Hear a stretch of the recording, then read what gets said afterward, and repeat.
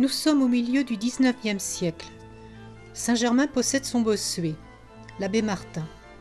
De partout, la foule accourt pour l'entendre. Le transept doit être agrandi pour la contenir. Mais elle ne peut garder un tel prédicateur. L'abbé Martin devient vicaire général.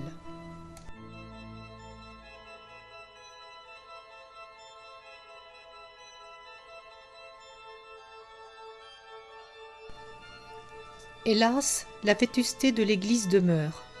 Il pleut dans les lambris du chœur et ceux de la nef. La voûte d'une chapelle est sur le point de s'effondrer. Bien avant qu'elle soit consacrée au Sacré-Cœur, l'église de Saint-Germain le fut à la Vierge Marie. En 1824, l'abbé Boutry de Montville, eudiste, établit la confrérie du scapulaire de Notre-Dame du Mont-Carmel. Et 18 ans plus tard, c'est l'abbé Martin qui établit l'archiconfrérie du Cœur Immaculé de Marie, refuge des pécheurs, avec une chapelle dédiée à Notre-Dame des Victoires.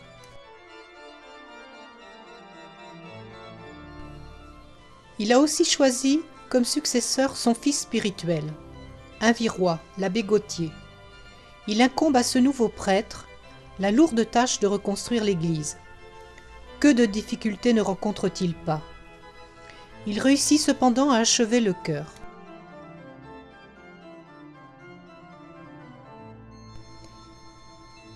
Bien qu'il propose ses deniers personnels, son successeur, l'abbé Well, n'est guère plus chanceux.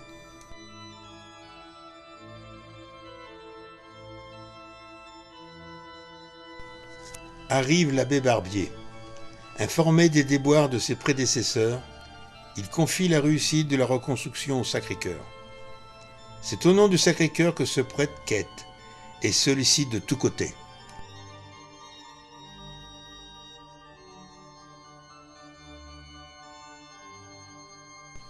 Sur un dé de velours rouge, la première statue du Sacré-Cœur. Il y en aura 3.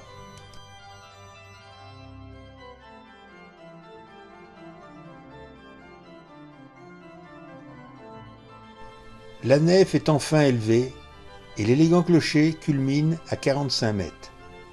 L'abbé Barbier n'a pas le temps d'achever son église, il décède le 27 août 1900.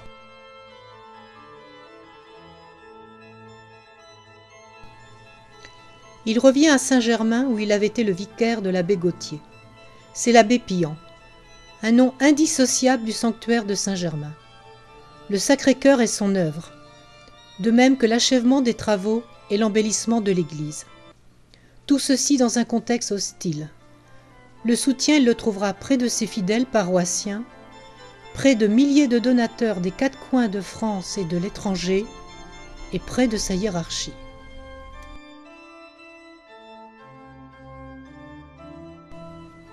À commencer par son évêque, Monseigneur Hamet. L'évêque de Bayeux-Lisieux acceptera ensuite la plus haute fonction du clergé français en devenant cardinal archevêque de Paris. Dans un bulletin du divin médecin, tout laisse à penser qu'il est l'auteur de la très belle poésie sur Saint-Germain.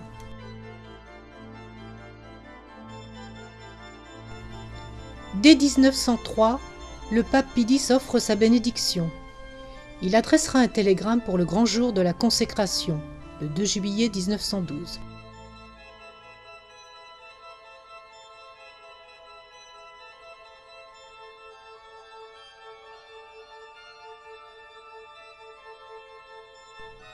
Parmi les réputés prédicateurs venus à Saint-Germain, l'abbé Thirier, père supérieur des chanoines de Montmartre.